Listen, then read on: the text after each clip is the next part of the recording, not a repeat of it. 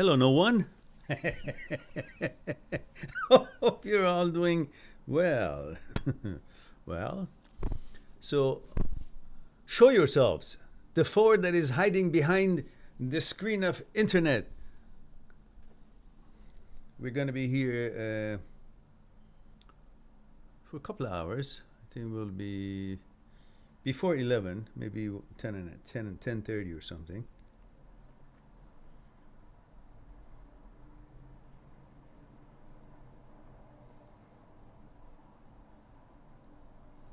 There he goes. Samir Khan. Hello, Samir. First time here. Please let me know gender, age, and where you tuning in from.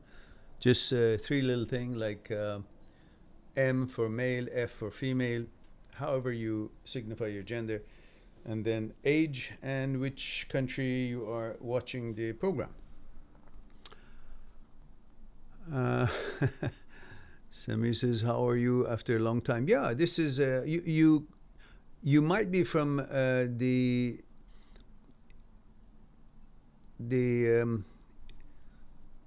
eastern part of the world, India maybe. This is purposely the hour that would hit, fit the India and Pakistan and Australia and New Zealand and Hong Kong and Philippines and Singapore and Iran and Dubai and UAEs in general.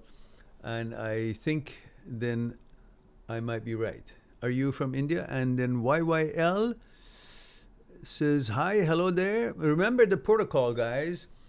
Gender, age, and where you're tuning in from. So F for female, and then age, whatever age is, and then the country that you are watching the program. I'd appreciate that. That gives me a little bit of information about who you are, your age, and how I can properly respond to your questions.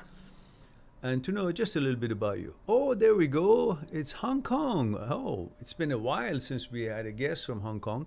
Female 20 from Hong Kong. So good. Thank you for joining us.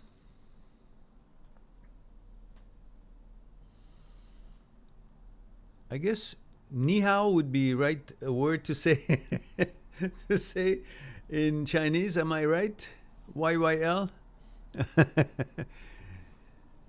And Samir says, "Not new here. In fact, we used to chat on Facebook." Oh, Samir. Yes, Samir. I remember your name. Yes. But there are many names that come and go across, and I get so many emails that if I haven't been in touch with you guys for a long time, then it's hard to remember which Samir this is.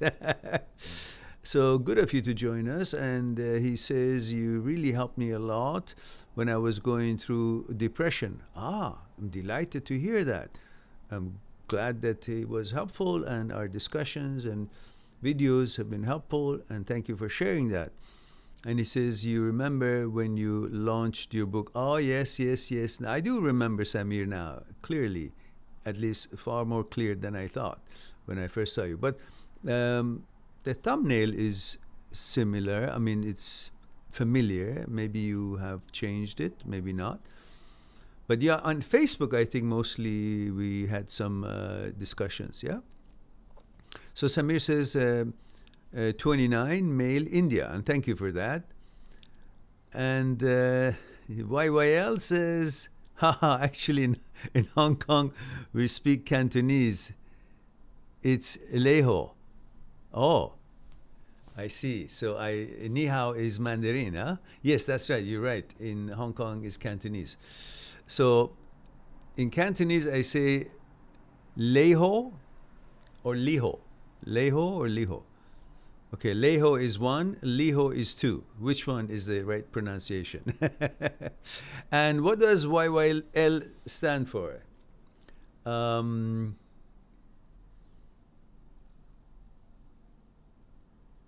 Yulin, maybe? I gotta make something positive out of a few alphabets. And Chester says, male 27, Hawaii. Aloha, Chester. Mahalo. How are you, dear? Good of you to join us. He says, Aloha, Mehran. I really enjoyed our last live stream. Glad I could be here again. Hope to learn some life lessons from the great teacher again.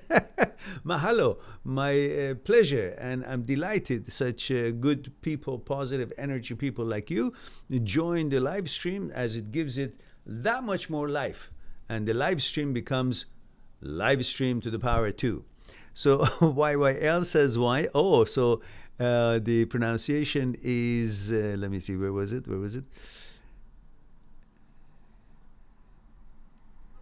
Leho. All right. So Leho then. And YYL says my initial. Okay. All right then. I call you YYL. Instead I call you YY. It reminds me of Borat's latest movie, Wah Woo, or something like that, he says. So we have Mariana. Oh, Mariana from Mexico, right? Where have you been? You missed our last live stream, which was this morning, this afternoon, rather early on. Mariana says, hello, Meran, female 28, Mexico. I was here earlier. Oh, were you?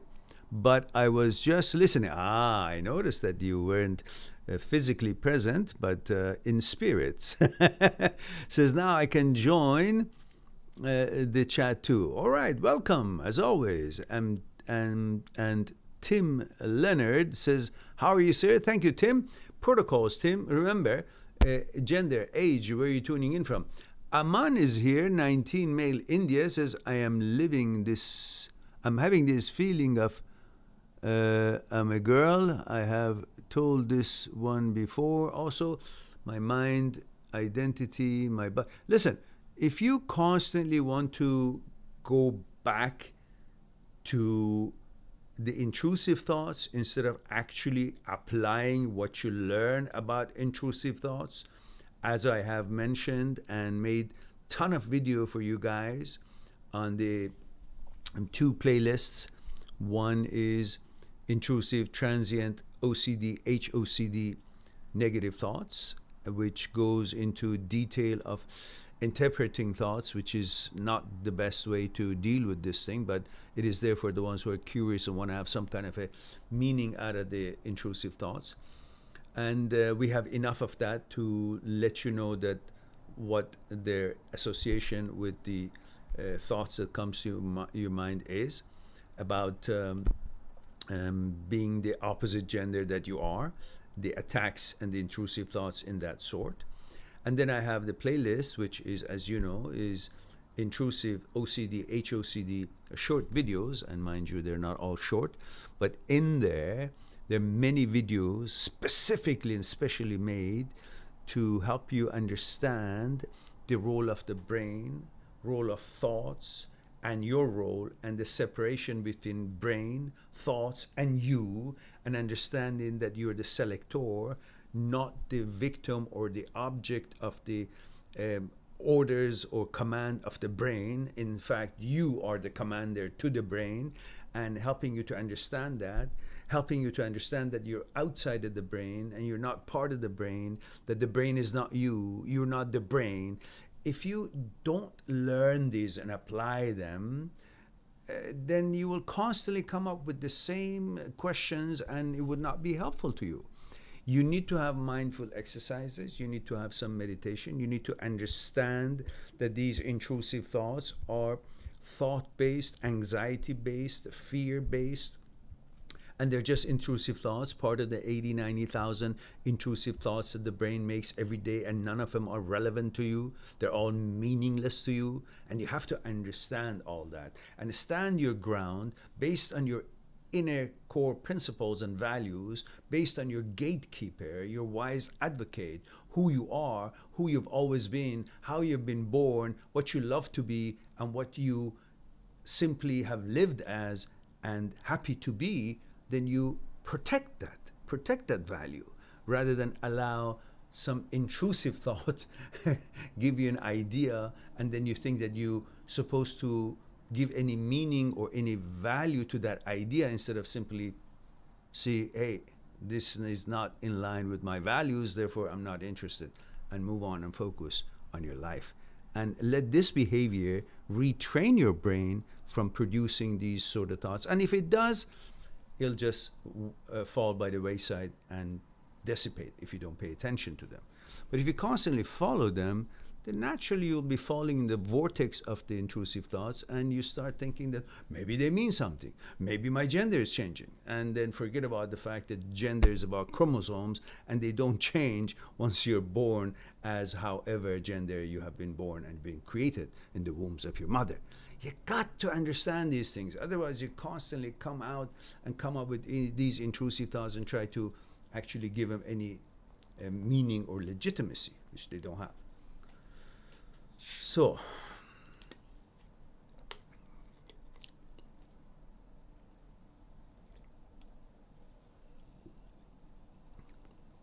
wow. This is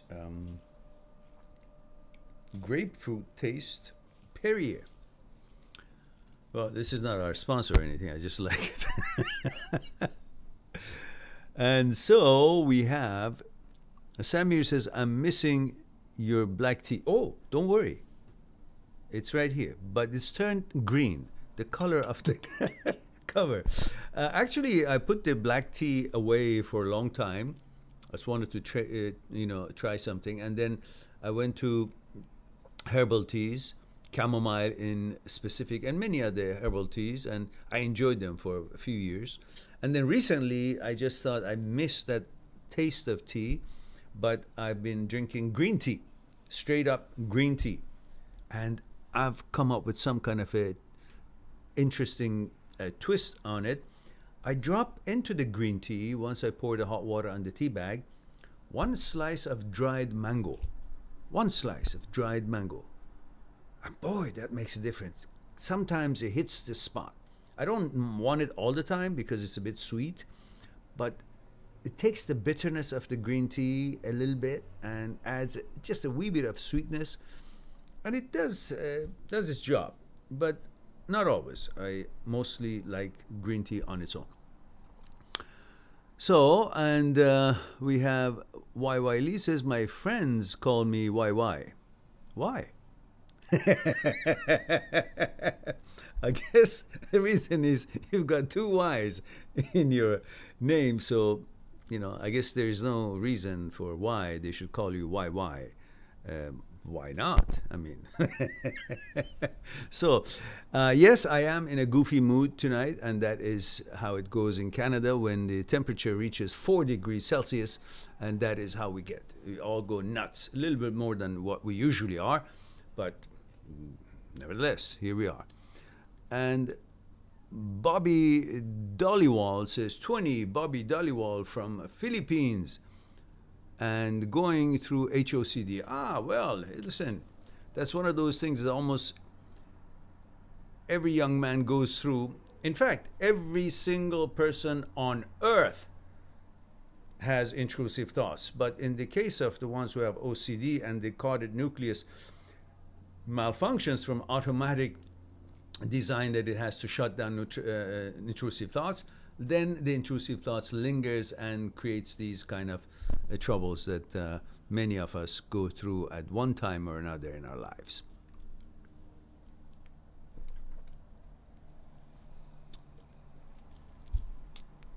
Yogi Sound says, 36 male. Hello, Mehran. Hello, Yogi. Where have you been? Yogi, you are from Canada. Are you? Calgary somewhere, if I remember. Let's see. Do you have a plan to do a seminar in Korea? Oh, Korea. Sorry. Close. Yogi, you know that nobody travels these days. And that was my plan, to have this channel grow to a number of subscribers, 1 million or so, and then eventually have enough finances so we could travel around the world and put workshops and share a lot more I can share with you guys here about mind and body coordination, about our connection with the energy of the nature, key and the key exercises, and then about the components of our psyche, thoughts, consciousness, fear, desire, ego, material process, mechanical process, order, and all these things. And of course then as well as many ways to deal with breakups and devastations, emotional hardship after a relationship is severed, and then how to move on and recover and bring about our balance and on for bigger and better things. But first of all, nobody can travel now. Secondly, even if we could, we don't have the finances for it. We haven't been able to secure that, hundreds of thousands of subscribers, but we hope that we will someday. So for now, we have 21,000, I guess, 21,000 subscribers, and our viewership is not much, is about 30, 40,000 views a month, which is nothing. So in other words, channel doesn't make any money other than, like, I don't know, $150 a month from the viewers, from the advertisement on the videos. So we are not in a position to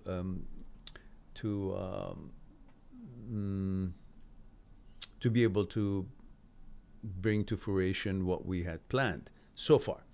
And hopefully in the future, which I'm sure it will happen because our contents are second to none. I know that, and I'm unanimous on that. And eventually people will find us. Our challenge is that we are not visible on YouTube. And obviously because I don't know how to market it properly, and I only know what I know, and that's content, and no hooplas, no colorful attractions at the beginning and so on. I'm learning, and our thumbnails are pretty nice.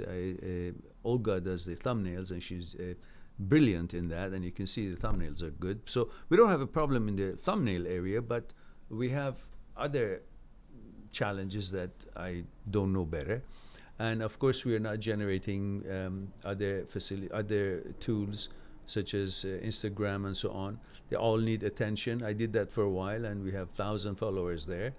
But we need these sort of helps. That's why, you guys come handy if you guys find it interesting to help out by sharing the videos on the social media and talking about it in the chat rooms, and however you can make it to have more exposure. That would help. Otherwise, until that happens, Yogi, we can't have any seminar anywhere. And as much as I would have loved to have some anywhere, including Korea, actually I've seen many places in the world, but I haven't seen Korea. That would have been very interesting. And Atif says, hello, 38, male, New York City. Hello, Atif says, I wanted to know how I can start making new friends at my age. Well, today making friends is not as easily done as a year ago, simply because we are not necessarily active in public places and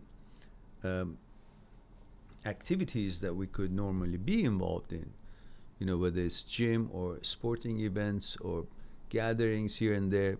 So at this point, simply focus on building your life, creating the design of your life, architecture of your life, what you want to accomplish, what you want to learn, and bring meaning to your life based on your own command and involvement, rather than waiting for, friends to create a positive environment for you. You create that, because you can't always count on friends or be able to find new friends and all that it's the challenge today. And Ricky Da Costa says, does caffeine affect Pirro in a negative way? I don't have any knowledge of that having any relationship at all.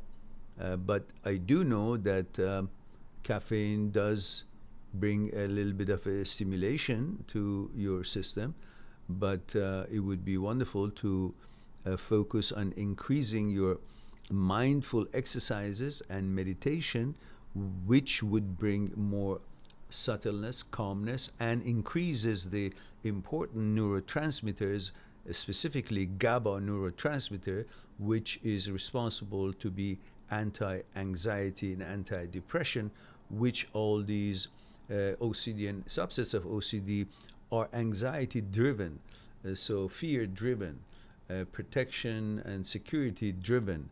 Intrusive thoughts have that anxiety base, and therefore also increases the serotonin, melatonin, decreases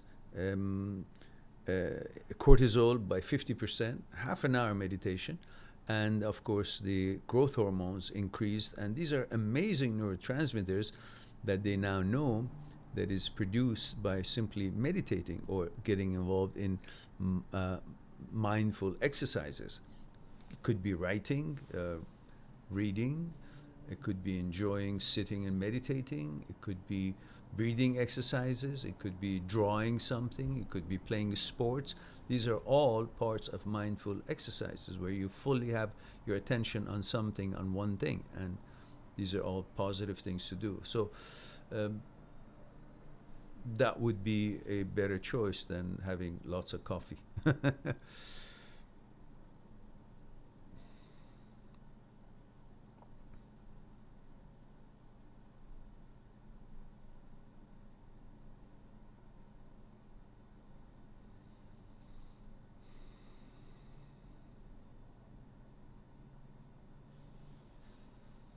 That was Ricky da Costa. Now, Chester says, Mehran, why do people play hard to get? The person that you're interested shows interest in you at first. However, once she notices you like her, she starts to back away with her flirtations behavior. Yeah, because most girls, it's not including all girls, but most girls are not so confident about themselves. And so most boys are not so confident about themselves. But we're talking about your specific question. So I direct my answer to the question that you have. Most girls don't have the confidence that you think they do. Because you desire them, they're beautiful, and you are programmed to be attracted to them, so you have that gravitation towards them, and so that makes you think that they are very confident because you desire them. But in their own mind, they're not necessarily that confident. So when they flirt with you and they show interest, it's because they want to be liked and they want your attention. They have chosen you to pay attention to them because that would make them feel good, because they think they don't have you, and they think by having your attention that would make them feel more. Once they get that attention from you, then they, not having enough confidence in themselves, they say, why is this guy paying more attention to me than I thought he would? And the question comes to their mind, and they answer, I don't know. Why is he paying so much attention to me when I myself don't think I'm that hot? I myself don't think I'm that important or that special, because she doesn't have enough confidence in herself. So she questions that while I don't have enough confidence in myself, I don't think I'm that important and that hot, why is he paying so much attention to me? And because I don't think I'm that important, yet he pays so much attention to me, then maybe he is not that important. He must be less than me that he pays so much attention to me and thinks of me being so important. And because she doesn't think she's that important, she thinks the reason you pay so much attention to him more than a little bit is because you're less than her. And no woman wants to be with the guy who is less than her, or at least she thinks he is less than her. So that the problem is not you, the problem is the fact that she's not so confident about herself. So when you pay that attention to her, she questions your quality instead of her own quality. She questions your confidence instead of her confidence. She questions your worth and value instead of hers. And that's why, because then she says, well, if I don't think I'm that hot, but the guy is paying so much attention to me, she says, then he must not be much. And if he's not much, I don't want him. Just see what happened? She didn't have your attention, so she flirted with you to get that attention, to feel good and valuable about herself, to get affirmation. You paid attention to her, but you paid too much attention to her. She didn't expect that. She didn't think she's worth that much. Because she didn't think she deserves that much attention, because she doesn't think much of herself, then she thinks the reason you're paying too much attention to her because you're less than her. Which means if she doesn't think she's much and you pay so much attention to her, she thinks you're not much. And she says, if he's not much, which I'm now convinced he's not, because he pays attention to me, who I don't think I'm much, therefore, I don't want someone who's not much. That's her reasoning. It's the same reasoning or the same example that Woody Allen used in his movie, I think it was Annie Hall, years ago, umpteen years ago. I don't think you guys can even remember who that is. That's when I was a teenager myself, or was I? Or maybe I was just beginning university. And he said, I don't want to belong to a club that takes me as a member. So that means he'll never belong to any club, because any club that is going to accept him as a member, because he doesn't have enough confidence in himself, says, if a club takes me as a member, that must not be a good club, because it takes a person like me as a member. So then that means I don't want to be a member of that club, while he wanted to be a member of that club when he wasn't sure that the club is going to accept him. Same thing with the situation that you're talking about. Hope that would answer your question. So in other words, the bottom, the moral of the story is that when a girl, you feel that she is requesting your attention or is seeking your attention, trickle down, trickle attention, enough attention to keep her to have a positive response to her request, but not so much that she would think, oh, it's worth nothing and this attention is there for her just because, and too much of it. You give too much of it, even a delicious food, person cannot digest it, and they think, oh, that was a bad food because I'm bloated. It wasn't a bad food, it was just too much of it. So give a little bit, she'll taste it and she'll still be hungry for more because she can handle that. You give too much attention, if she doesn't have enough confidence, she won't be able to handle it. Or if it's not in the right time of the relationship, she won't be able to handle it. And if she won't handle it, then it just goes to waste. And she wouldn't appreciate it enough, let alone reciprocating. And Dicky da Costa says, will the intrusive thoughts eventually fade away? Yeah, if you know how to handle them and not pay attention to them, as I've explained in the playlist that I've named them here, yes. And even if they show up, you wouldn't be bothered, because it would be just like you are walking in the street, in the area, there are lots of trash and spit and vomit and dog poo and garbage and everything all around. But you learned so skillfully put your foot in the clean places and step very quickly, negotiate the area and go where you want to go and, cross through it. You become an expert not to pay attention, because this whole business of intrusive thoughts is happening in everybody's brain. Everybody on earth is having intrusive thoughts every day. But what happens is there's a system in the brain, striatum, and in there is a piece called caudate nucleus that is designed like an automatic gear shift in the cars to automatically change gear, to automatically shut down the intrusive thoughts once you notice something nasty showed up. Different things affect people differently. Some things are nasty to this person, some other things are nasty to that person. But in any case, intrusive thoughts, when it shows up, caudate nucleus is supposed to shut it down. When this system malfunctions, the intrusive thoughts that is in everybody's brain lingers. That's when you notice it. Otherwise, you always have it and you don't notice it because it's been taken care of. But the brain's job is to make thoughts. It doesn't have an wisdom and understanding what thoughts is appropriate, what is not. It just makes thoughts.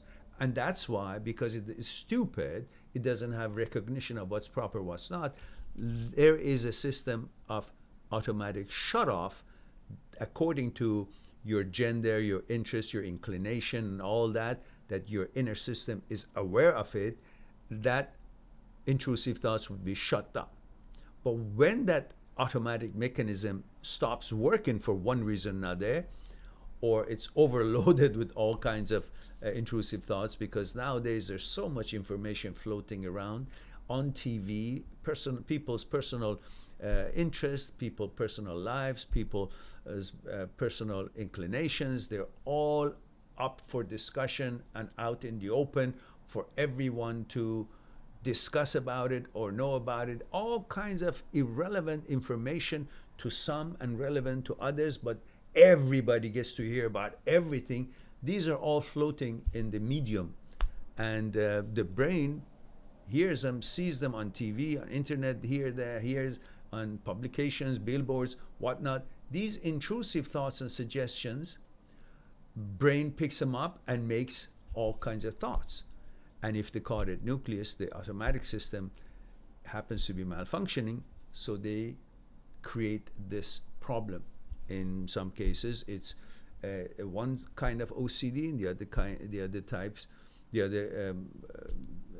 in other cases, is different kind of OCD. All subsets of OCD: pedophilia OCD, religious OCD, homosexual OCD, responsibility OCD, all kinds of harm OCD. All kinds of things are there, but that's part of being a human being. You just got to understand how to become good at ignoring these thoughts, kind of having a filter, because you choose thoughts, not that just a thought showed up, you accept it because thought is you and you're following to be you by following the thought. No, brain is not you. Certainly thought that the brain makes that is not you either. You're not the brain, brain is not you, you're not thoughts, and thoughts are not you. If you understand this, then you understand that these are independent systems. That's why you have an automatic system to shut them down, so you won't be bothered by them. But sometimes this automatic system breaks down, and you have to learn how to behave with these intrusive thoughts when they pop up in your mind.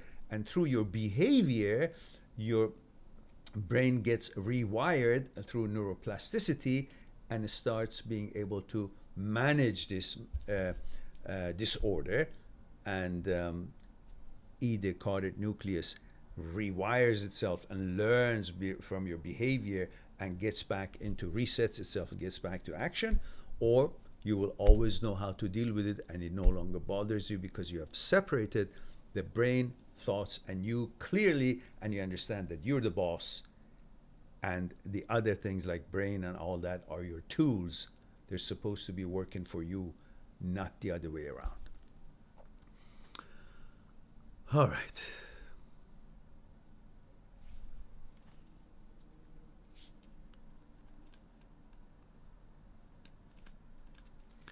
Samir says, I have a special request.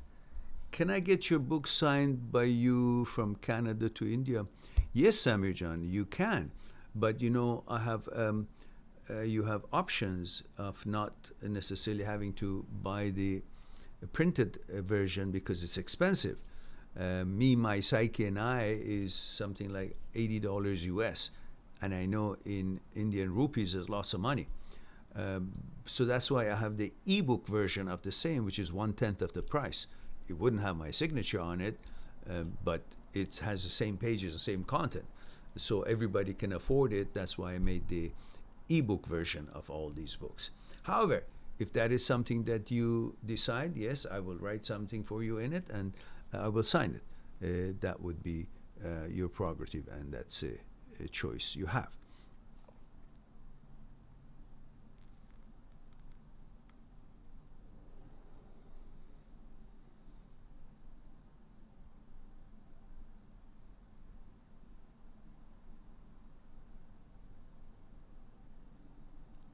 Aman says, I made a site for mobile. It is CCF, I don't know, Cs.cf. Basically, I made this one to make distance with thoughts we want to let go. I don't understand how it works, but if it works, great. And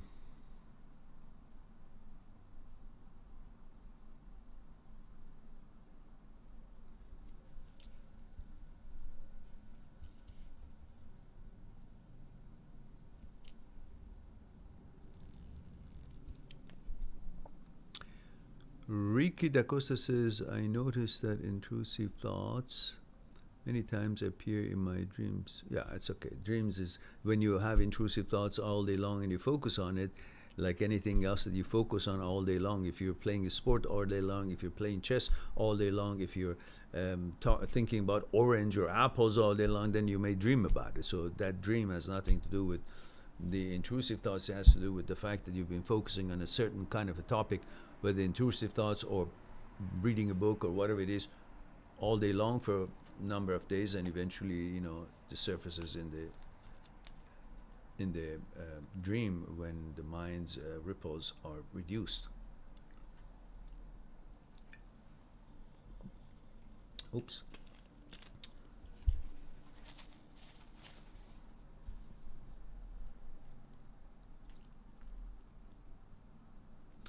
Ricky says, thank you for your answer. Truly helpful. My pleasure.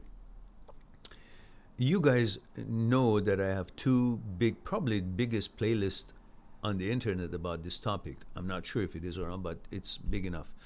And it's very different than other available helps around.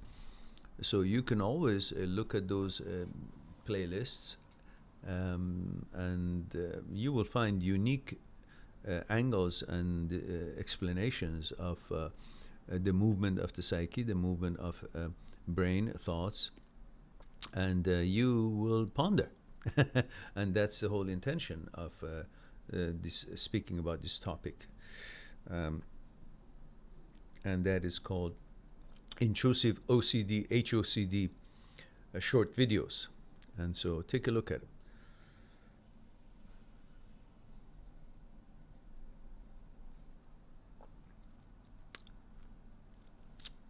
And Chester says, thanks, Meran, for answering my question.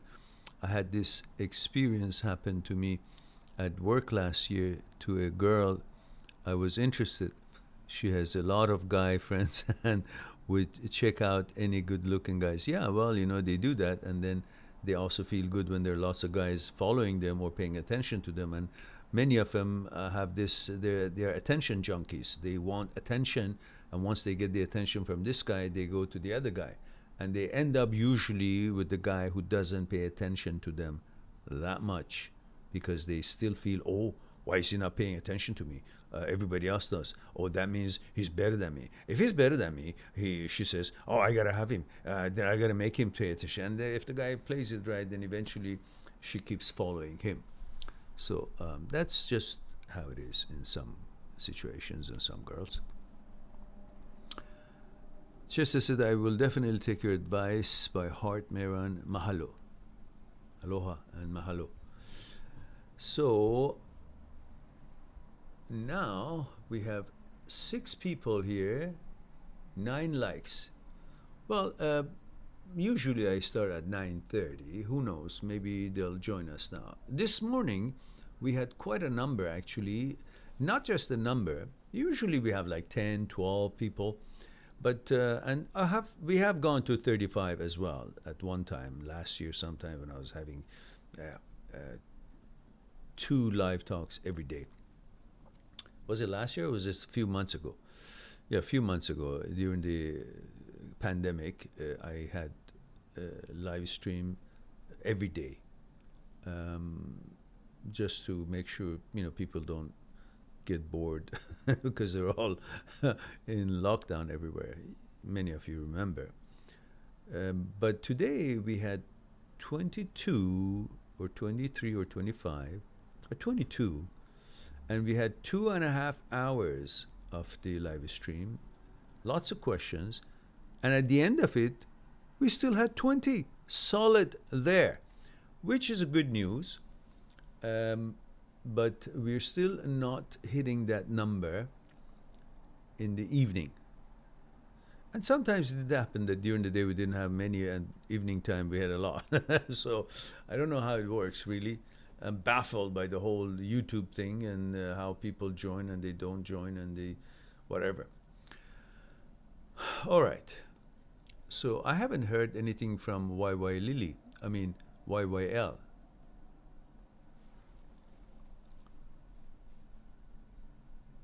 Perhaps she doesn't have any question.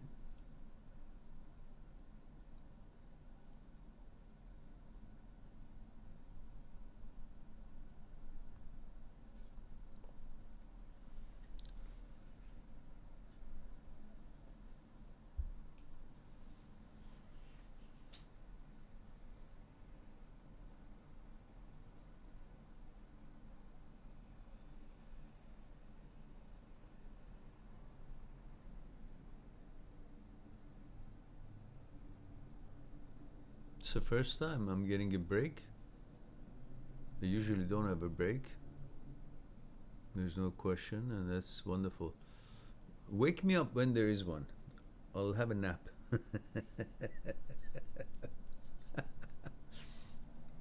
You know, I made a little intro before every video, so it would encourage people to like and subscribe.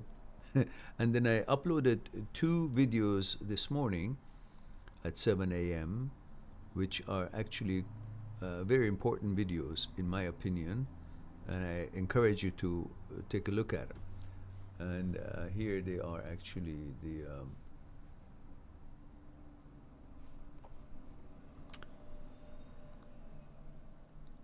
I give you one of them, part 1, and of course part 1 is part 1. Part 2 has the meat of the matter, but part 1 is important for you to watch it and then to understand why part 2 is there at all. And so this is the it's called Depression, Anxiety, and Your Breathing. It's a very important video, I believe. It gives you lots of information, especially on part 2.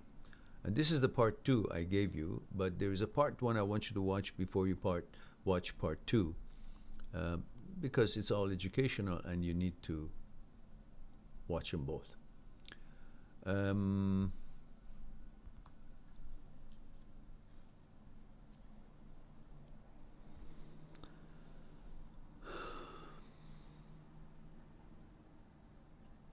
Oh, we've got a bunch of questions there. I guess I missed them. Ricky says, Mehran, I am currently creating a platform for mental health and a large following on social media. Once it is ready, if we create a podcast, would you like to participate? Do you mean you want to invite me as a guest speaker and have people ask their questions on the topics that we choose? If that is the case, sure, by all means, I'd be more than happy to help. And Ricky says, it would help your insights and wisdom reach many people. By all means, more than happy to. We did one of those just from a podcast from Tunisia, I believe. That was a few weeks back, and that was quite interesting. So yeah, I would be more than happy to do that. And Zitkil says, Ricky says, maybe we will be creating a podcast about connecting mind and body. And he says, yes, have you as guest? Yeah, for sure. And is it live, like people can ask their questions right there? Because that would be good. That's how it was done, the last one, which we had. Zed Kill says, 27, male, Sweden, says, Mehran, do you think that we can live a fulfilling and complete life without ever having a significant other? Yes, we do. But why the hell you think that way? I mean, do you really want me to get on the plane and introduce you, if you have forgotten your good friend, the ugly stick? What's wrong with you? What are these questions? You're so young and you're so thinking like the world comes to an end if this girl that you're still hung up on for 2 years, and then that because this hasn't happened, then there would be no other girl. You're rewiring yourself to believe that nonsense. Just let go. Don't give a shit. I guarantee you, you'll have enough girls following you, and you will get married, and you will have children, and so on and so forth. But at this point, since it hasn't happened, you think, what hasn't happened? It will never happen. Why? Because I can't see it here. Well, because it hasn't happened. You cannot see and experience something that hasn't happened. And if it hasn't, and if you're not experiencing it, then you base that as the fact that what hasn't happened will never happen. Why? Because it's not happening here. Well, if it was something for now, you wouldn't say the future or to be happening. You will be dealing with it now. So, relax about it, and let me relax, and let your friend relax here, because it's been just just the other day was telling me that, what happened with Zkill? You have no use for me anymore? I said, well, everybody's behaving properly. I don't need to send you anywhere in the world to beat the crap out of the people like Zkill who actually are being down on themselves and being negative. I don't like that.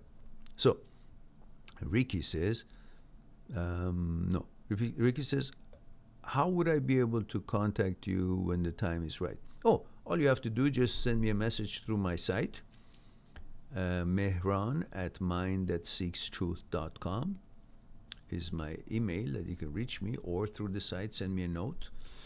And then we'll have, is it going to be Zoom or is it going to be Skype? Then we can have if it's Zoom, you'll send me the link and I'll join. If it's Skype, I'll give you my Skype ID and so on. No big deal. And just let me know how you're going to put it together. I don't know what your system is, how you're putting it together. And the other one was on Facebook from Tunisia. And they knew how to connect it all. I didn't know how to do it, so they did it all.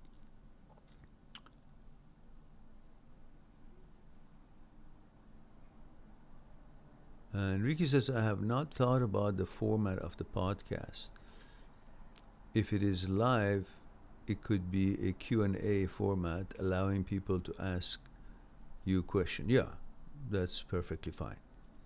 And we will let them know what this is. It's about breakups, OCD, subsets of OCD, like HOCD, or we can say also about thoughts, what is thinking, consciousness, about fear, desire, ego, and things like that. So we'll give them enough variety of topics so they would know why we're doing it, because it has to be around the stuff that I talk about.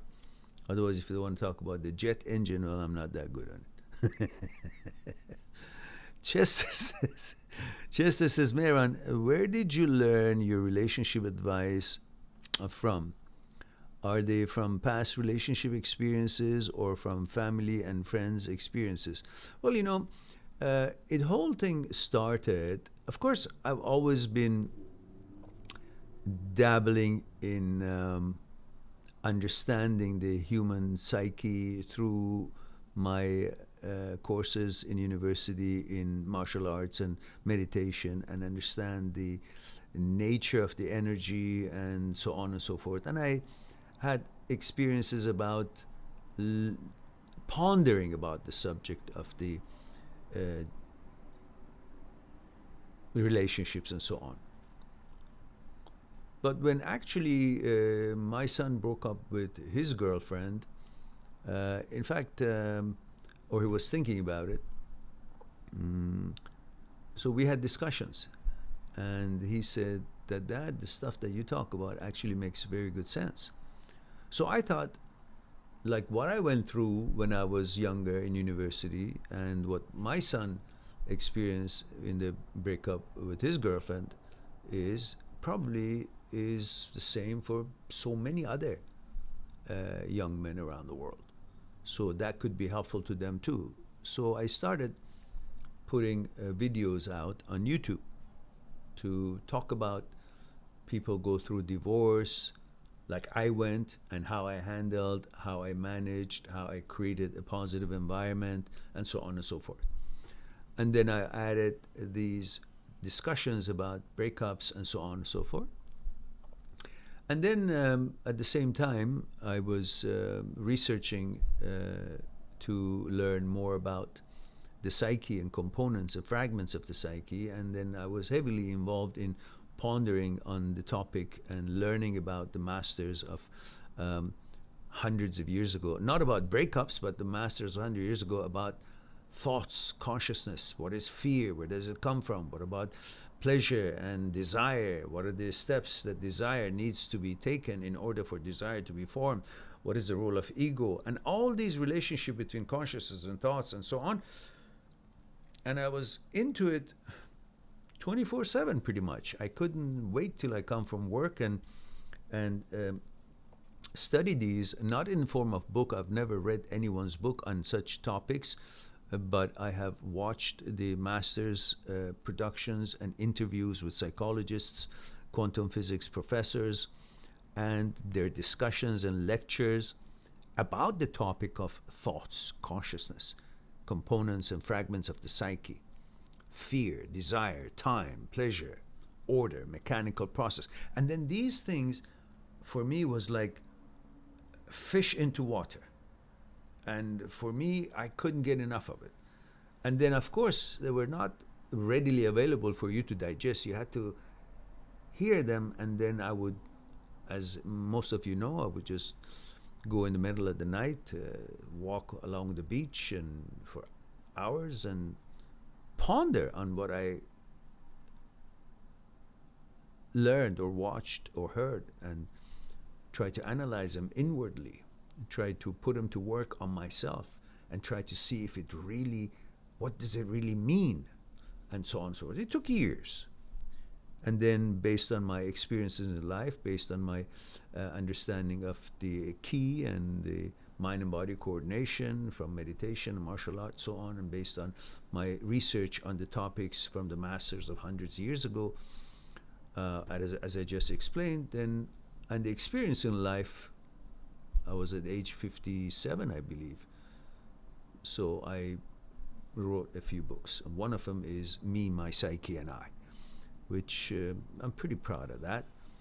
So that's how it really, the journey, it took its path, in short. Zedkil says, haha, thank you, Mehran. Damn it. Again. Oh, yeah, okay. Thank you. Abhinaba says, hi there. How are you? I'm from India, a boy of 21. Nice to meet you, dear. Thank you for joining us. Welcome. Abid Pollock says, HLW. I guess it means hello. Or something positive. Says, I'm 22-year-old male from Bangladesh. Oh, hello there. Says, I was cheated by my girlfriend. Well, I'll join the club. That's all right. That happens to many boys. And also happens to many girls when their boyfriend cheats on them. And he says, I was cheated by my girlfriend 8 months ago when I found that she said that she lost her interest in me.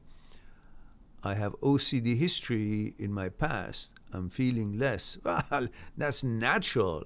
When we gain something, we feel we're more. When something is taken away from us, we feel we're less. But nevertheless, none of it means anything. Neither you're more when you gain something, nor you're less when she leaves or the relationship ends. None of that is true. It's all in your mind. It's all in the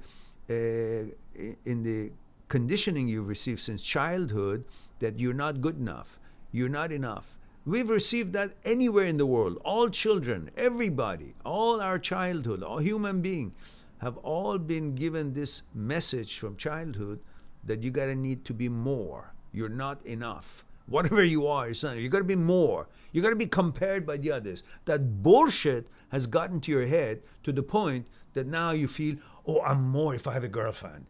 And if she leaves, oh, I'm less. No. Who gave the importance to her? Her contribution to the world peace, to the world hunger, to taking care of children, bring safety and psychological security for old and young? No. You, your attention, your desire for her gave her the importance.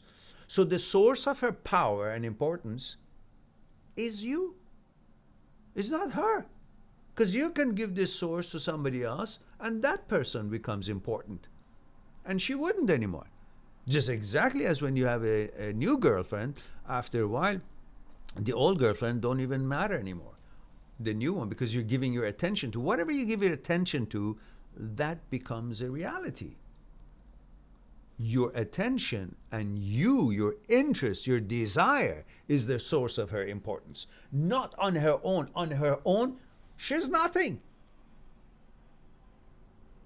If you're not interested in her, would she be important to you? No. So it is your interest and attention that gives power and interest and importance. The value and importance of things or people is equal to your need and desire for them. If you don't need them or desire them, they're not important. That's how it seems. But you lose the idea that it was your need, your feeling, your intention, your interest that gave them importance and power. And you only focus on the desire that you have on them. And you think the fact that you desire them is because of how wonderful they are. No, because you're programmed to desire them. That's all. They actually didn't do anything. They just showed up. Their qualifications and their worthiness becomes apparent in the duration of the relationship, not at the outset. At the outset, you're only interested in them because you're programmed in your genes to be interested in a woman. If you're a heterosexual male, you have that propensity, you have that gravitation, you have that program. And because they meet your aesthetic expectations, they look cute. Otherwise, they haven't done anything to show you that they are an amazing person. What do you know about them? Nothing. So that's the attraction for program for procreation that creates that initial interest. And then through the relationship, you get to know each other and see how you treat each other, how you reciprocate, and if she's a person that gives you quality attention, gives you credibility by her attention or her unselfishness towards you, and you do the same for her, and then you gain respect and trust about each other, and you bond on consciousness level. Then that is when you know about each other's persona. But at the beginning, you know nothing about each other's persona, and her importance is only because you desire her. Her importance is not based on her persona or what she has accomplished in this world, brought world peace.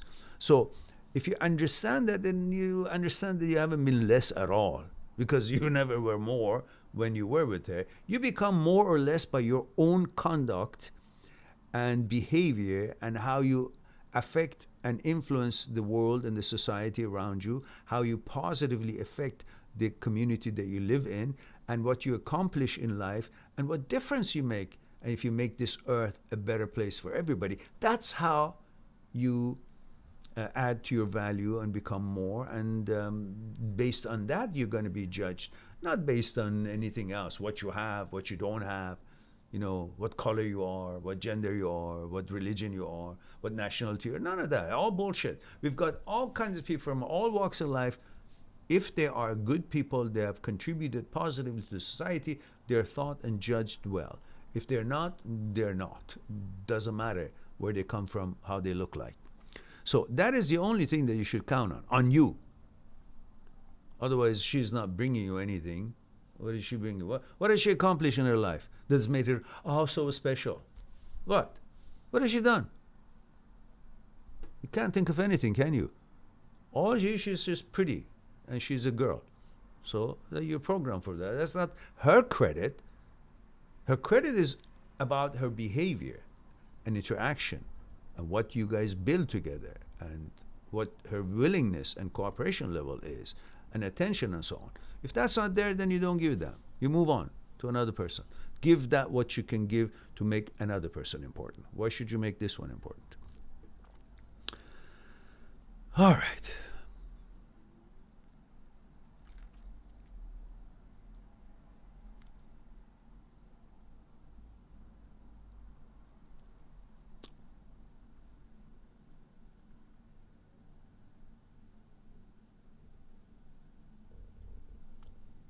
Okay, so Abid Polak, I think I answered your question.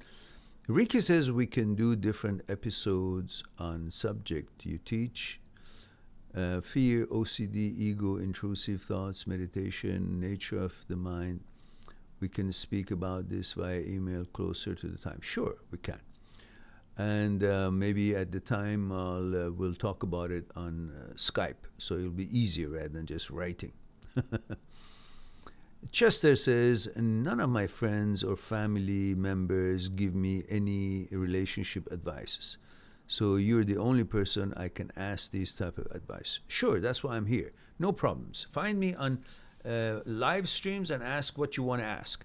But if you guys write me, I won't be able to respond because there's so many emails that I gotta write, and that'll be all day long. I'm writing, explain, and then the same thing to the next one, the same or different things. But if it's in live streams, first of all, the live stream gets stuff happening in it, and secondly, it'll be convenient for me to discuss that.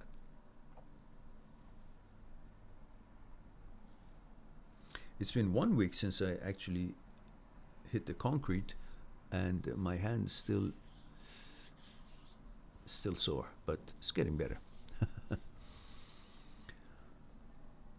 Okay, and Ricky says, thank you once again, Marian. You're quite welcome, Ricky.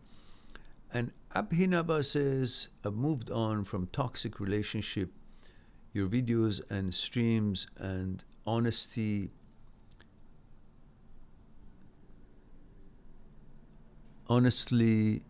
C.G. Jung, Freud helped me a lot to move on. Thank you. My pleasure. Very kind of you, but I certainly am not in the same line as Carl Jung and Freud, Sigmund Freud. And it's an honorable title that you put me in the same line, but I'm nothing near them, and I appreciate that.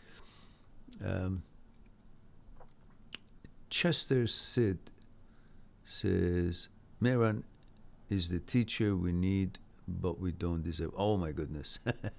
You guys are too kind now. First of all, you guys all deserve the best. Hence, that's why I'm here. No. Secondly, thank you for the kind words. Of course, you all deserve the best. Why not? And Abit says, also, I'm a very sensitive man and a social worker. After this happened, I feel that if I don't have OCD, she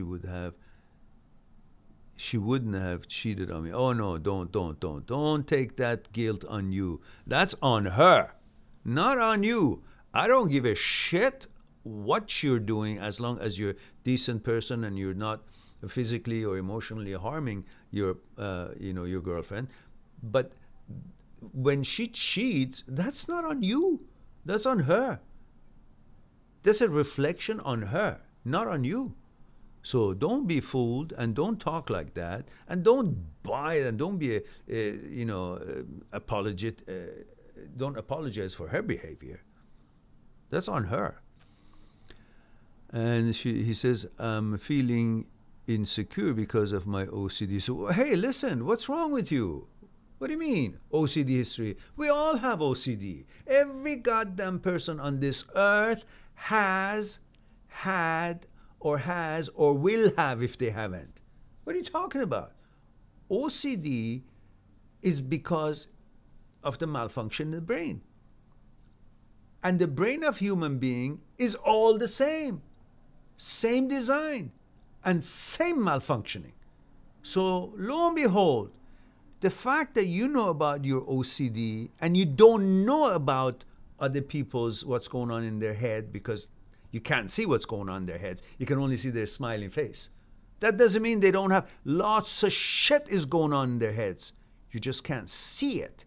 And just because you can't see it and you see your own, you think you have some issues and difficulty or challenges, and they don't. No. They have it, even they may have worse than you have. Everybody on this earth has intrusive thoughts. Only some of them have OCD that it shows it. And many of them, the intrusive thoughts come and go, and they feel it and they see it, but its automatic system gets rid of it.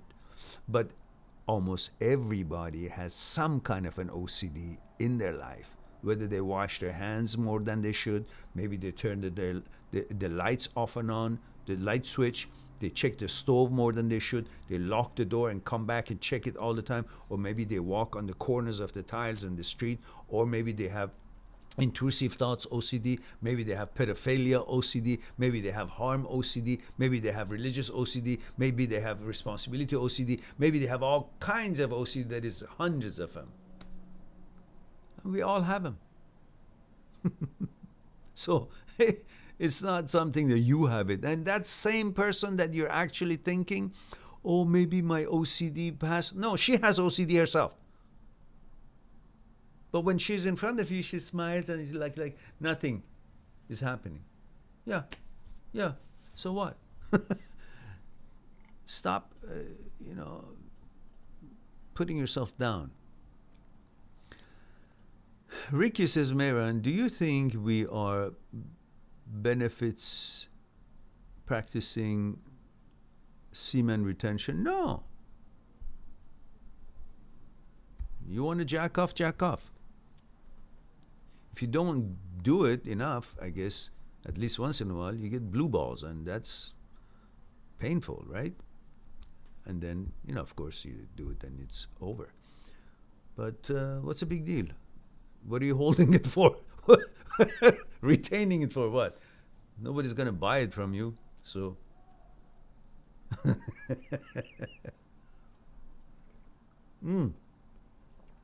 Gee, it's still hot. I told you.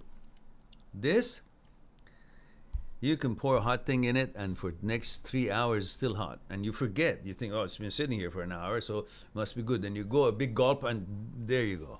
Burn your mouth. That's lucky, not that hot, but still very hot.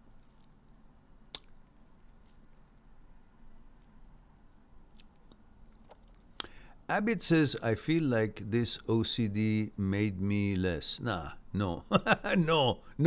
No. If that's the case, then I should actually be zero, because I had OCD since childhood. But I never thought of it as what it is. I just thought of it, oh, something I got to deal with. Good night, Mom. Good night, dear. Good night, Mom. Good night, dear. Good night, Dad. Good night. Good night, Mom. Good night. Good night. How many times they say that from the other room to my parents when I was a kid? It's all anxiety and fear driven. And you start dealing with some unknown power out there just to make sure that things will go fine and you will continue benefiting from the good life or whatever it is that you enjoy in your life. However it is, big or small. And then you start turning the lights off and on because you want to make sure your exam will go right or your parents won't die. These are all fear and anxiety bases. Then you want to make sure check the oven a few times because you want to make sure you won't be responsible for anything catch fire and the whole building and other people get damaged because of your lack of attention. These are all OCDs, and I dealt with all kinds of them while I was growing up. I didn't think of them. I didn't have a label for them. It was just called what it was called. And I didn't care. So, it feels good if I, touch the wall 3 times. And I remember there was, I talked about it before. You would just make some kind of a noise. While I was in the bus going to school, I was in elementary school. I still remember.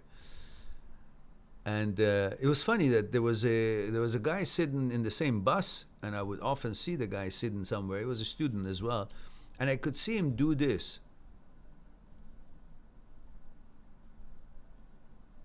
So I would see him that he would do that where he was sitting. He was sitting in front somewhere, and I was sitting from the back. And I thought, oh, poor guy, he's got psychological problem. He's crazy or he's got problem. Lo and behold, I myself had the same, not the same, but a different one. I would just say,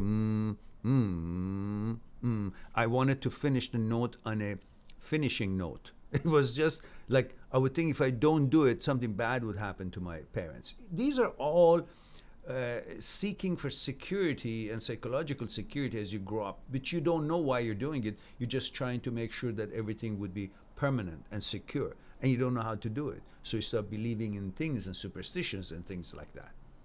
Like when you go to the exam and a beggar is sitting there on your way to school, close to school, says, I will pray for you, your exam will be good, and so on.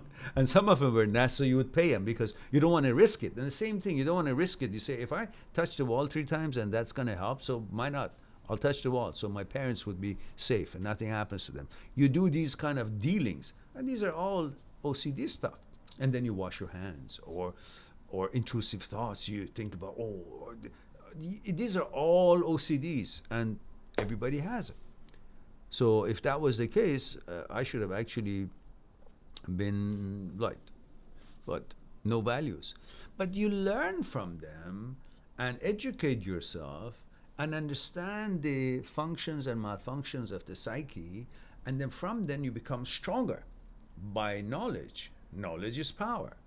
And then you get out of that, feeling of helplessness and doing things for no reason, just because you're trying to create that permanency and psychological security for yourself in your life, which there is no guarantees. Therefore, we always live in anxiety and fear. That's how it was since a million years ago. We are accustomed to anxiety because there was no security, and we had to create that by what? By being alert all the time.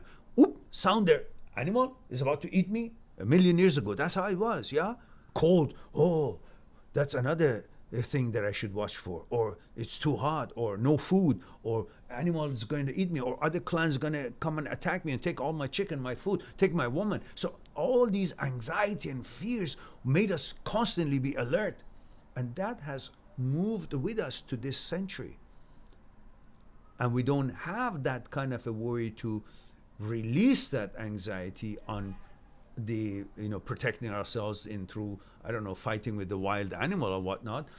But we still have the same psychological insecurity, which we try to find ways to secure it by some kind of a illusory behavior. And that could be anything. And the job of the brain, especially the brain stem, was to create these alertness and awareness through anxiety, heighten our alertness. And now you are reacting, instead of the physical dangers, to psychological dangers, lifestyles, inclinations, sexual inclinations, the things that are out there and discussed so much that it's become part of the information that has seeped into your consciousness, and the brain picks up and finds what's not you, what's in contradiction to what you are, and that finds that as to be a threat, and then creates thoughts about it, and you focus on it, and then the intrusive thoughts and the rabbit holes and so on that you follow. So OCD, subsets of OCD, Pirro, these are all part of being a human being. It doesn't make you less, it just makes you learn about the glitches that you have, educate yourself, and becomes powerful and overpower these deficiencies and learn how to deal with it. It's no difference than playing a game and know what the rules are, how to avoid certain challenges and how to maneuver. It's the same thing. Just another game, a mental game. You think of it more than that, you go crazy. You don't think of it anything other than a glitch, then you will learn about it and you manage it and you become stronger. That's how you deal with it. Now,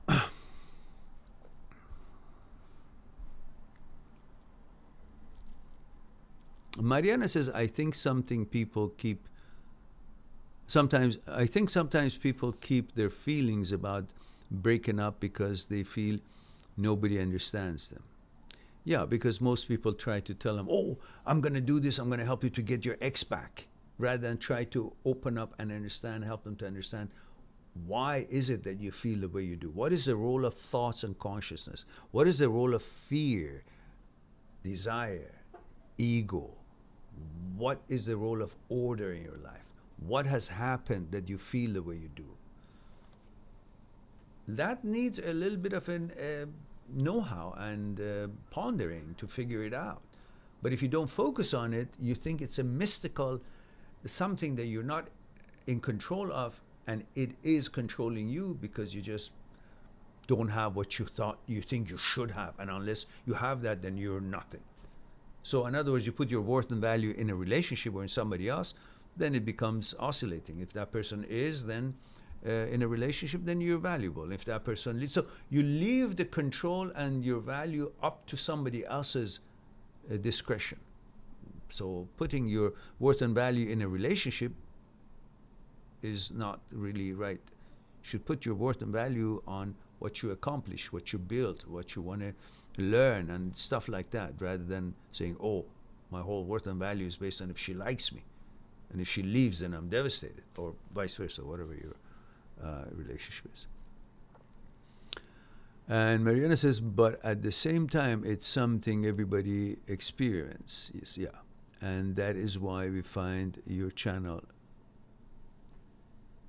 Oh, that's why. Okay, yeah, okay. But I hope more of you will find my channel. My question is, why is it that you guys found it, but others, a million others, don't find it? Why is it that we are not as populated as we should be? That's the question. I mean, if you guys found it and you find it helpful, you find it valuable, you find it the content is helpful and credible, then why other people's computer doesn't find it? What's the problem? If 1,000 people find it, 20,000 people find it, then why the rest won't find it? Why do I have a pain when I do this? Because I think my muscle must have been really bashed up in there. All right. So Cody Chong says, want to know what are some must-haves in long-term relationship to be satisfied? Okay. Cody, I need protocol, like gender, age, and where you're tuning in from. Then I'll get to your question. I just need those three infos, Ricky says, haha, blue balls. Yeah, that's right. Yeah, Abid Polak says, thank you, Marian. You're quite welcome. Aman says, one day I have thought that I lost my voice. Now I have OCD of making noise from my throat many times a day. Yeah, I know what you're saying. It's an OCD, but now I'm having pain in my throat. Even I stop making sound. Yeah, it's okay.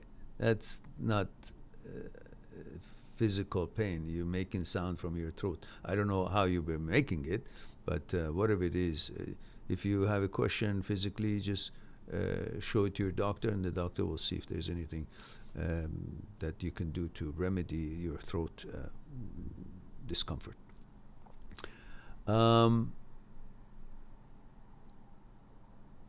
Mr. DKB21 says, Meran, male 27, USA, why is it hard to stop masturbation?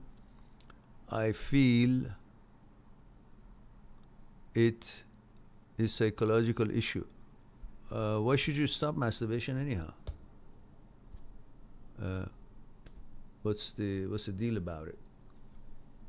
You want to do it, do it. Too much of anything is not beneficial, yeah, but what's the purpose of how to stop masturbation? Why? Somebody said to you that you're going to go blind, or somebody said to you that it's against religion, it's bad.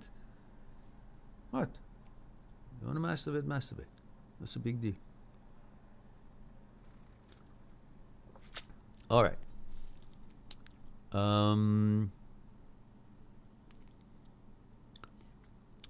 Ricky Da Costa says, when I have intrusive thoughts, I feel it is hard to be alone with myself. A sense of lonely creeps inside my mind. Sitting down for meditation can be overwhelming, a restless feeling. Sitting down for meditation when you are having intrusive thought is just like saying, I want to start going to buy ingredients and make food when I feel hungry. That's too late.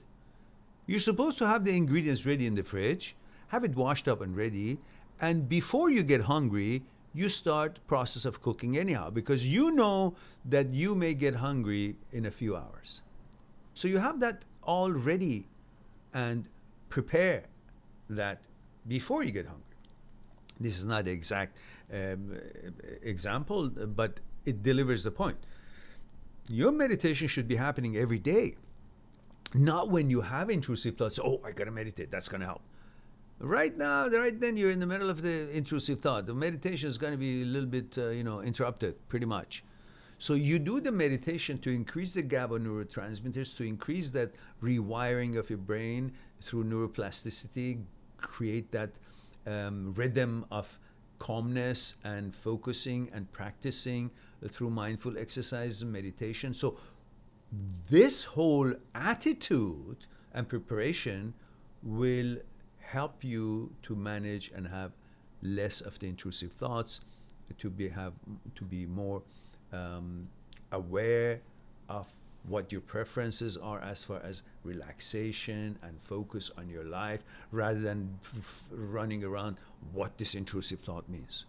So you got to do that ahead of time. And when you feel that way, it's because you're taking it so seriously, thinking that your brain and the product of your brain being thought is you. So whatever it shows up, oh, I don't want to be that, what the brain suggests. Yeah, and you're not. You have a choice. You're ultimately the only power. The brain can conjure up as many thoughts as it wants. It can affect your body to feel something and be uncomfortable or disgusted, whatever the topic may be. But you have a choice. You are the one who makes the choice to allow a thought can ever turn into action or not. It cannot make you. The brain cannot make you turn a thought into action because it suggested it. It is you, because you are the boss, because brain is part of you. You're not part of the brain. Brain was added to you 40,000 years ago. Before 40,000 years ago, for a million years, you were living as an animal, complete animal. Your sexuality was clear, your inclination was clear, your gender was clear, your need for eating was clear, sleeping was clear, and you would do what you needed to do: eat, drink, sleep, have sex, and everything was hardwired and clear. No thought was involved to create doubts or questions. Thoughts are the roots of our problems. Our problems started when human being was given the opportunity or the ability to think and speak. That's when the whole hoopla started. We didn't have any intrusive thoughts when we were animals. It was everything instinct. Everything was clear, hardwired, no questions. So what's changed? The ability to create question and intrusive thoughts and nonsense, which then you follow, and then you think your biology is now dependent on what you think. But when you weren't able to think, you had no problem with any question about your biology. It would function as it's supposed to without any interruption or any intrusive thoughts or any distraction, because you didn't have that capability. So it's the capability that conjures up things. Capability of thinking, not your biology. The biology is the same as it was. You take that brain ability to think off of it, it will function as it did in the old time, because it only needs the stem brain to be instinctively living. But now we have this ability, and it just brings up the hell, because thoughts are suggestions and images are the roots of problems. Otherwise, there is no problem in you. There is a you, and then the brain was added. The thought is on top of it. It's a tool. It's a faculty. So you're not supposed to be following what the brain conjures up in the form of thoughts. It's the other way around. It conjures up whatever shit it conjures up all during the day, but you are the intelligence. You are the awareness. You are the one who choose what of these products thoughts have created is of any use or needs your attention or not. And you choose, you select, you're the selector. Like you go to a supermarket, there's so many bazaars, so many products there. Everybody's trying to sell you something, suggest something. You choose who I just say, thank you, sorry, no, I'm not interested. No, thank you, sorry, no, I'm not interested. And you keep going until you find the little place that sells what you're looking for. You are the selector. You have to understand that. When you understand that, then you're free. That brain is not you, you're not the brain. Thought is not you, you're not the thought. And you're the selector, you're the judge of what's useful, what's meaningless, what's useless to you, and irrelevant to you. And then you focus on your life. That's how you roll.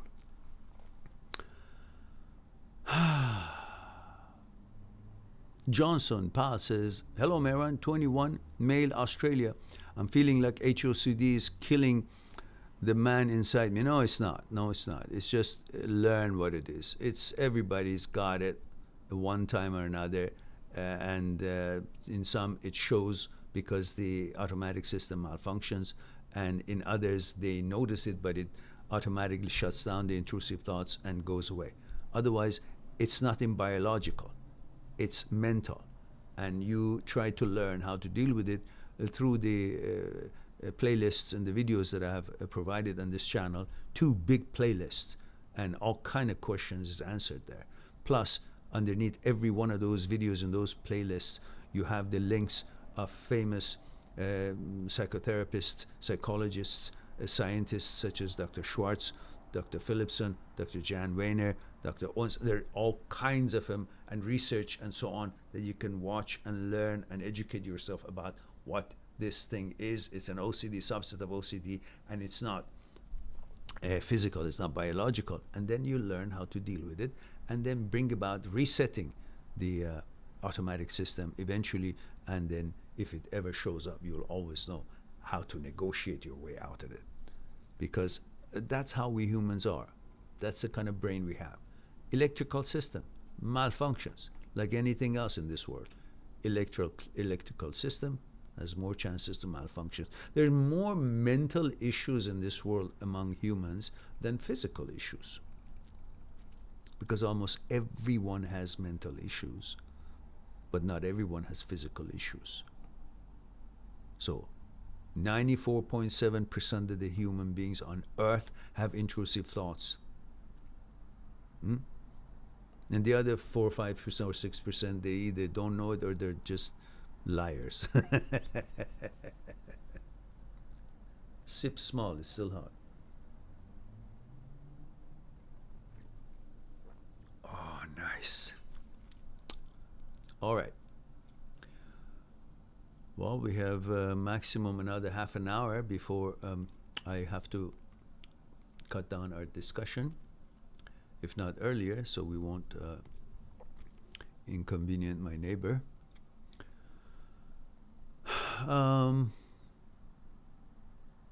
Cody says male 30 Canada. Oh, thank you for that, Cody. Let's go back to Cody. Cody says, what to know, what are some must-haves in long-term relationship to be satisfied? Well, it's personal, depends on you. Obviously, you want to have trust. You want to have reciprocation of emotions. You want to have unselfishness involved toward each other. You want to be able to stimulate each other's mentally. Because if in a relationship there is no stimuli, mental stimulation, then everything becomes mechanical. And when things becomes mechanical, the brain feels dull. When the brain feels dull, it wants to get out of there.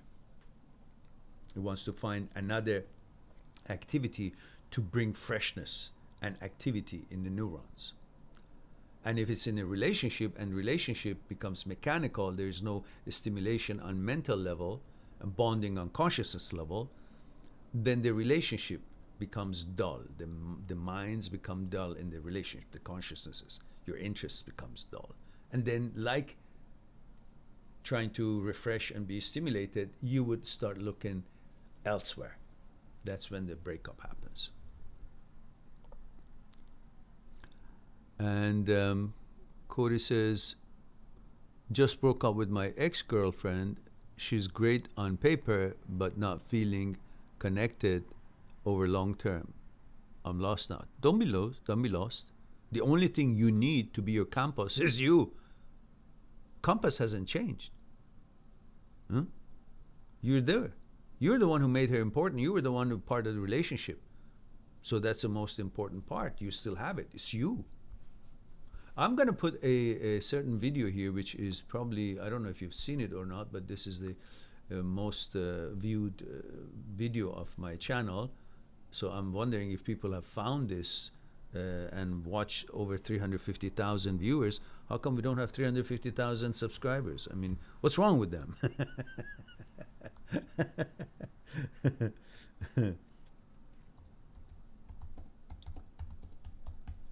Okay, here is the video that I wanted to see if you've watched it or not. This explains why you should not feel lost at all. That you got everything you need to move forward. And there it is. That's the link for that video. So hope that will be interesting to you.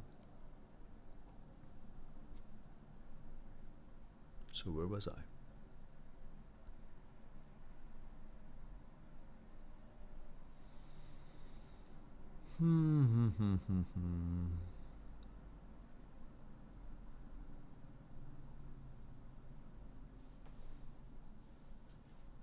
Where was it? Cody, here. And yeah, all right. So watch that one and you'll be fine, I hope. And then we go back to Cody says male 30 Canada. Okay, where in Canada are you, Cody? And Samir says, why do we need to have hobbies? Because mind wants to be stimulated, and mind finds security in occupation, in doing things.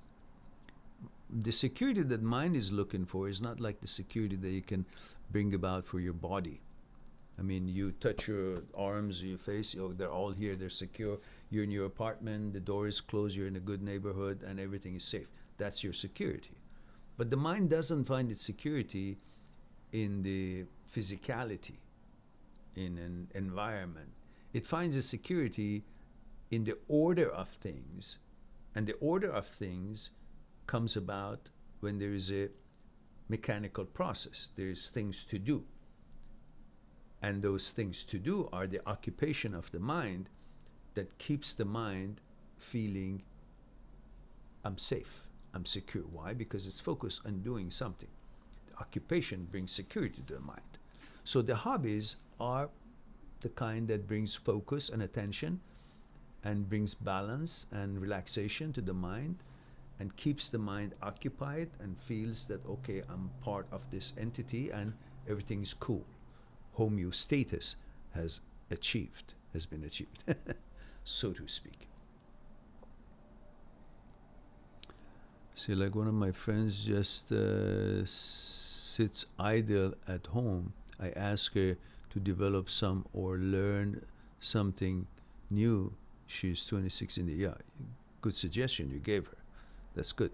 Zetkill says maybe other people aren't as sensitive as us, so their mind doesn't need to search for the truth.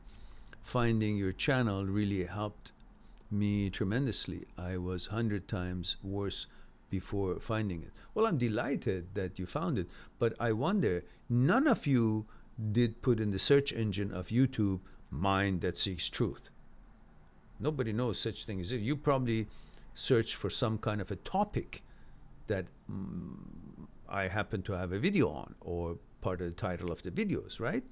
So, and if that is something that pertains your situations in breakups or some issues of that sort, then why is it that, I mean, I'm sure others will be searching for answer to their questions in regards to breakups in the same way you guys have, using the same wordings. But yet, we're so limited. I wonder why. Maybe they just don't subscribe because I'm not pushing it. Maybe I should, I don't know. I mean, when I subscribe to a channel because I'm interested in that topic, so why wouldn't I? So why wouldn't they? Anyhow, it is what it is. Let's move on. Who cares? Whoever finds me, whoever doesn't find me. Eventually, you know, if I live 100 years, maybe I'll have some few 100,000. Oh God, I hope not. We got to hit 1 million subscribers in order to have some kind of a finances to do all this stuff that I hope to do for this channel. And we have Abid says, I used to rescue homeless, sick people on the road while riding my bike on road. I used to check every homeless, sick man on the road, and I tried to help them as much as I can. I felt their pain. Is that OCD? Well, I can't tell you anything about that because it's a very honorable thing to do, but you got to be equipped to do that. In other words, you have the finances, time, and how do you know if you are going to be protected and not catch anything from them, because you're not aware what's involved or not. So as long as you keep your safety in mind while you're attending to them or helping them, that's fine. Otherwise, it's best to just limit yourself to the type of help that you can give for maybe shelter or food or something that it wouldn't involve possibly putting your health at risk, because you don't know what they may have health issues that I don't know if maybe they're not. Obviously, you're good. So it's a very honorable thing to do, but it's best to maybe, I don't know, be part of an organization who does that and they're equipped to do that so they can really give the kind of help that they need at the same time with proper, precautions and rules and regulations that they have to protect themselves and so on and so forth. Anyhow, that's my limited information about what exactly you're going through there and what kind of areas and so on and so forth. And the question is, what is your intention to do that? I mean, why are you trying to pull the weight of all that on your shoulder? Maybe you can cooperate with some organization that's their expertise and they have programs for that, rather than feeling that, why is it? Who are you doing it because you think you have the capabilities and resources to do it and you don't have anything else to do, or you think that you got to do it in order to be looked upon favorably by a watcher, some god or some deity or something that you want to score point in? What is your motivation? You got to ask yourself that. And however, whatever the motivation is, you got to make sure that you would be part of an organization who is equipped to do that, so they can do it more efficiently, and at the same time you won't take all the burden, because that's a big task and it's not a one-man job necessarily. You do what you can according to your budget and your thing, but it's best to be maybe part of some bigger, real, serious organization capable of handling issues that could arise, possibly.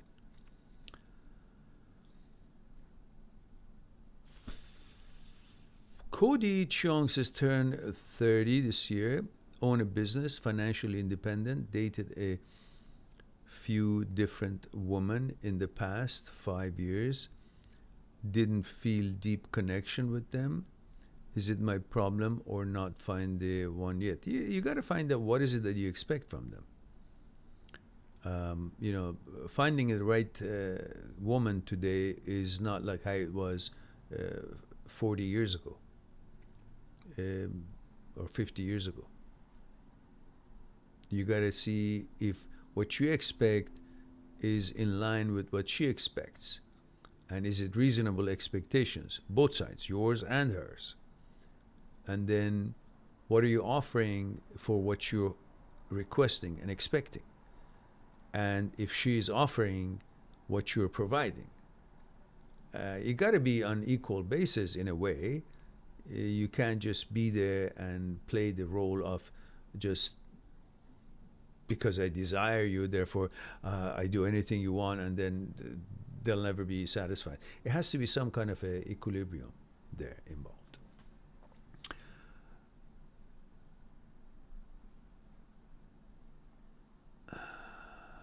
And I can't read the name, but I recognize the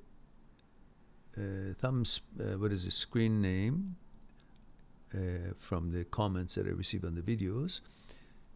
He says, I have an OCD compulsion which says me to test myself by thinking of a man and sexualizing him from the point of view of doing a sex act on him and being an act played out on me, a man, by him. I puked. I have been puking for 6 to 8 times since yesterday. And in tomorrow, I tested myself again. And every time I puked, let alone any attraction. But my mind doubts me, saying I'm biased and doing it wrong. No, bullshit. So if that's the case, where is your, what's the solution? To actually get some stick and shove it up your ass to see if you like it or not? What kind of a bullshit is it that you're putting yourself through? OCD is a doubting disease. Understand this. Doubting disease. You're going to be doubting whatever the hell it is that you're trying to do to make sure that you are who you've always been. You're going to doubt that, what you have been, what you are. You're going to doubt the way you test. So there's no sense of actually paying any attention whatsoever to these sort of thoughts, intrusive suggestions of any kind. Especially that you're just doubting everything anyhow. You shouldn't have even needed to test anything whatsoever because these are all OCD intrusive thoughts.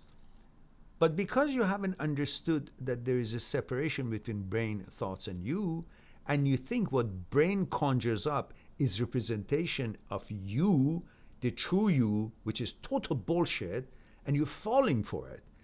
Understand that you were a human being before you had the capabilities of thinking and having a sophisticated brain as we all have right now, which malfunctions like hell.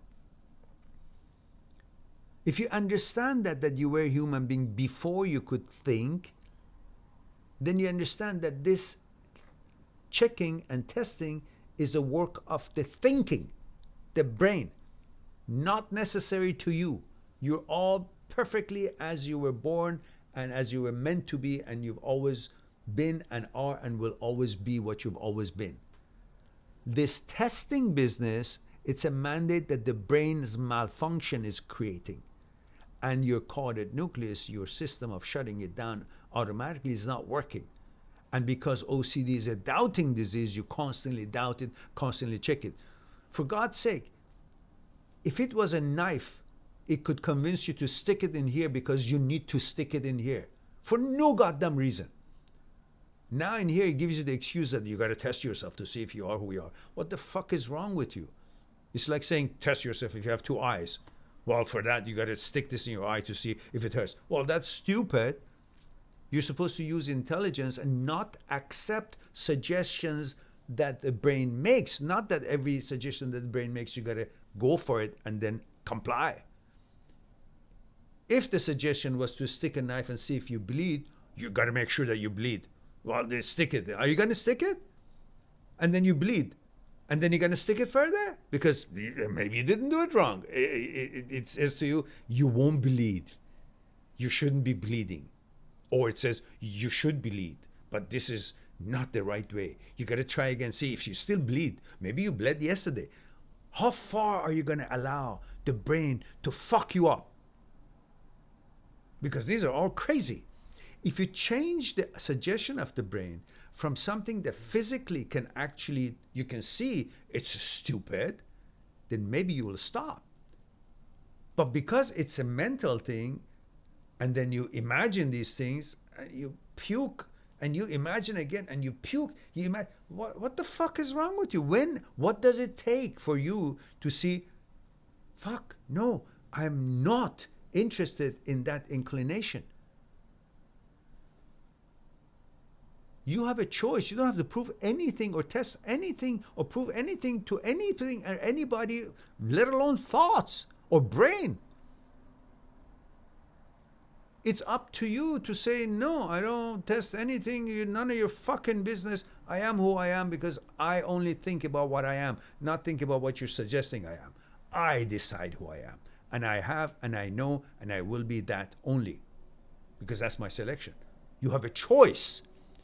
You don't have to prove what the brain says is right or wrong in any way, shape, or form.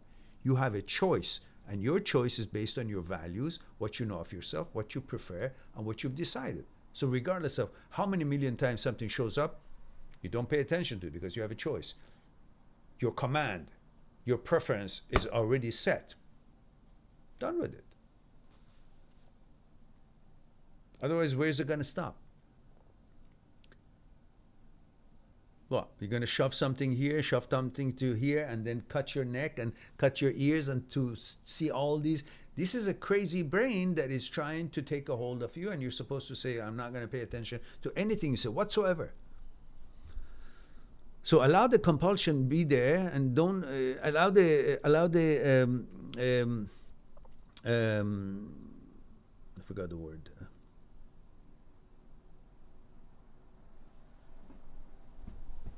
Anyhow, forget the word. I gotta have some tea.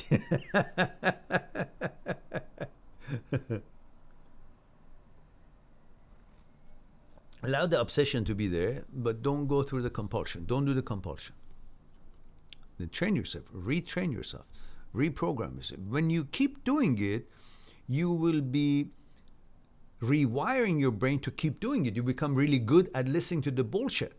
But if you resist it and not do the compulsion and let the anxiety come up as high as it comes, says, yeah, okay, listen, yeah, I will like it. Okay, let go. I don't need to test it. Yeah. Just like that. So I don't need to know. I know what I am. You need to know the brain. You go find the body for yourself and you test it. I'm not going to test mine. I love mine. I'm not going to, do all these weird things that you say. Simple.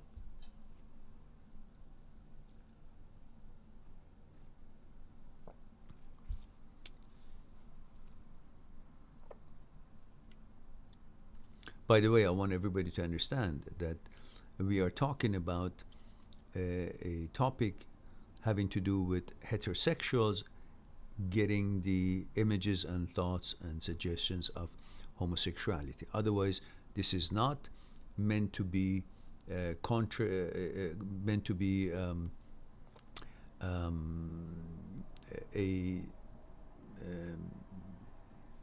discussion about what you are, what you're not. In this case, we're talking about that. Otherwise, it's not trying to be, what is the word? I don't have the words tonight.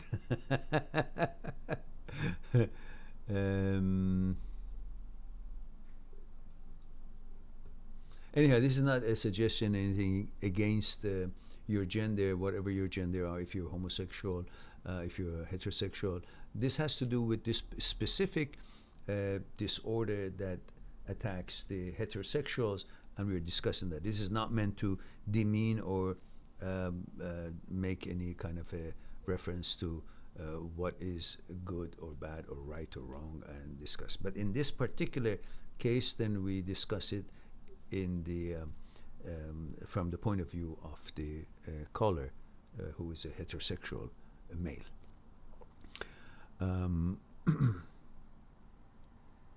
Whatever gender you are, you're born as that gender and you enjoy your life, embrace it. We're all equal. We are just talking about this specific disorder, about this specific gender. It could be any other gender would have the same kind of intrusive thoughts, which their mechanism of it is the malfunction of the brain.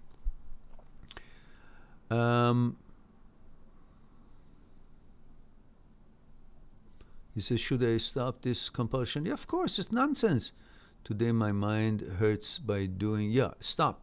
Simply, you have to, by not paying attention to it and not complying with the compulsion, you would eventually, after many times not doing it, then you become good at not doing it. You would rewire through neuroplasticity for not complying to this nonsense and the compulsion. What's wrong with you? What if it was something that was physically harmful? You're giving a mental stress to yourself because you're not the gender that this would be welcomed. And a homosexual person could have intrusive thoughts of being opposite of what he is, and that would be intrusive to him. Either one of you should not comply to the compulsion. Because if you do, then you're rewiring your brain to become good at complying to these compulsions. And I want you to not do it So you will become good at not doing it. So you would rewire your brain through neuroplasticity of becoming balanced and not falling for the suggestions of the brain. That's the idea. Alejandro Ramirez says, sometimes I am stuck in the what if it's not HOCD and starts getting anxious. That's exactly what this disease is, doubting disease. The what if. That is exactly what the disease is. What if? A person who is not in the glitch of OCD, when these intrusive thoughts show up, they simply see it and it's uncomfortable to them, and then the automatic system shuts it off. The ones who is in the OCD glitch says, what if? That's the whole disease. The doubting, the what ifs. And why? Because basically most people of OCD, of any subset of OCD, they're above average intelligence, more creative in their mind, more imaginative. That's why many of them are inventors, designers, special abilities, and different products they could come about, and different ideas that they have that could be a solution to some engineering or mechanical or whatever product that is needed in the world. They are all above average intelligence. That's why you cannot encourage them or turn them dumb, because only the dumb people don't have OCD. It's true. I mean, everybody has OCD, but their system takes care of it. OCD usually comes with someone who's more attentive to something and picks on it and is perfectionist and wants everything to be checked and make sure and all that. These are coming from all that, background of a million years ago, and constantly trying to make everything perfect and so on and so forth, which itself is not that great, but that's where it's coming from. So when you're above the average and you behave in this way, you're going to end up being more critical of yourself and trying to make everything going perfect. And this whole perfection behavior, it creates all the problems. I don't know where I was going with that. I forgot. Here it is. Says, see, starting getting anxious. Yeah. So stuck in what if. Yeah, the what if. That's what I was trying to say. So because you're above average, your brain also constantly thinks that there's always going to be an answer to something, which in OCD there's no answer to be had. And when you look for answer, that's when you get sucked in and you start believing the bullshit that the brain conjures up. I hope tonight's discussions have helped enough people to know that this whole thing, you should just let it go. Johnson Pass says same, okay. Cody says Vancouver. Oh, really? Vancouver? So am I. Ricky says, I think it was deep research that led us to you, such as HOCD, which is specific. Oh, really? But, I had 21,000 subscribers before I even started talking about HOCD. I started bringing this on in March. So my question is, if you guys, many of you are talking about breakups, I mean, not tonight, but in most cases, and how is it that others who are going through the same challenge, breakups and so on, haven't found me? Because you probably searched for something. Anyhow, Johnson Powell says, Mehran, this HOCD is making false attractions towards men and making more panic. Now it's saying marry men. Well, you're always in control. It's up to you to allow any thought to become an action or not. You can't be listening to some outside people deciding for you. If you're walking by the street and somebody out there or a few people out there say some kind of a suggestion to you, are you going to listen to them, or are you going to say, well, clearly that's not my interest? Who are these people that they think they can give me a suggestion and I would follow what they say? They're outsider, right? The brain is also outside there. The brain is not you. You're not the brain. So you are not supposed to be following the brain suggestions either. You got to treat the brain just as you treat the people who are uttering some words and some suggestions when you were walking by in the street and you don't know any of them and they don't know you at all. That's how you should deal with it. Otherwise, you go nuts. Listen, guys, if you don't learn about this separation between you, brain, and thoughts, and if you don't understand how to deal and what the function and malfunction and limitations of the brain is, and that the brain is not you, you're not the brain, you're going to go crazy. I'm telling you, brain is so powerful that can actually get you crazy. It can make you think you're a cow. It can make you think you're a couch. It can make you think you're a sofa, let alone anything else that is trying to push over you. You're supposed to rise above and say, listen, there is a me, and you, brain, thinking ability has been added to me. There was a me, and I am here. I am the master. I am the selector. I'm the judge. I'm the commander. I choose what turns into action, what doesn't. And I'm not going to listen to your doubtful questions and the questions, and I'm not going to have to answer any questions, because many things in life has no answer to any question. So there is no answer to be had. So stop trying to satisfy a brain's stupidity and try to find answers to stupid questions and just treat it as some idiot that happened to be renting upstairs here, and you're supposed to watch what it does, what it says, and ignore it in most cases, especially in these sort of cases. All right. And Johnson's 21 male US, Australia. Oh, we hit Australia finally. And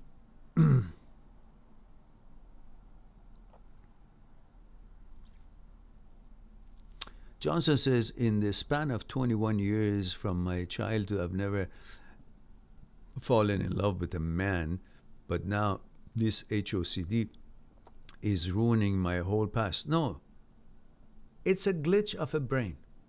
That's what being a human being is. Has a brain that is not perfect yet. So you got to train it. You got to help it to learn, because the brain can learn through neuroplasticity by your behavior. You teach it. You ignore it. You attend to what you should be attending. You stand your ground. You protect your gender. You protect your behavior, your lifestyle. And you pay no attention to the nonsense that it suggests. Then it learns eventually. Yeah? So that's your answer. You're the master. You don't allow things that is not you to become an action. So it can make thoughts as much as it wants. It makes thoughts 80,000 times a day. You don't pay attention to it. But when it comes to sexuality, you start paying attention. Don't. Same as any other thought that comes and goes during the day. Intrusive thoughts. Don't pay attention to it. You know, this is the intrusive thoughts you experience, and many other people experience harming somebody else or killing somebody else or being a pedophile or have all kind of intrusive thoughts about other things. But none of them will commit to it. None of them will turn it into action. These are thoughts, and you got to treat it as that alone and let it be. Okay, guys. I know there are other questions, but I got to cut it short here because we're getting to 11 o'clock, and 11 is my curfew, according to, I don't want to disturb my neighbor. Let's see.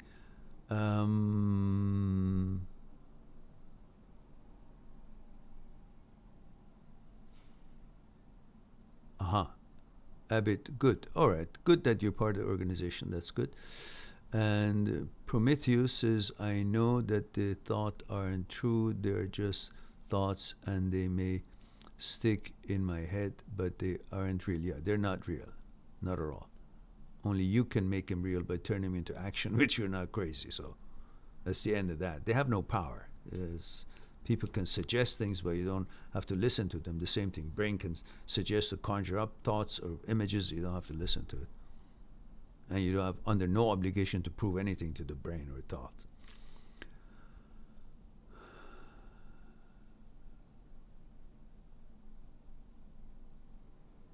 Yeah, you don't have to do things that you no. That is not really what is. You got to talk to a psychotherapist who is a specialist in OCD or HOCD to be able to do that properly. Otherwise, just hearing about that, people say that they should expose themselves to what makes them uncomfortable. That's not right, because otherwise they're going to be what, taking their pants off to someone who is going to do something to them and to prove themselves if they like it or not. That's not the way to get knowledge.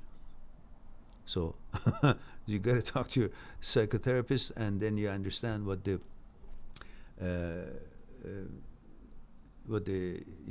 ERP is all about: exposure response prevention.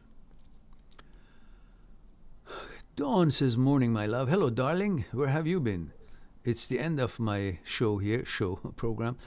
It's 6:40 here, and I have just woke up and found you are live. Hope you're well. Thank you, darling, and glad to hear from you. Hope all is well with you, and lovely for you to stop by, and I appreciate the energy.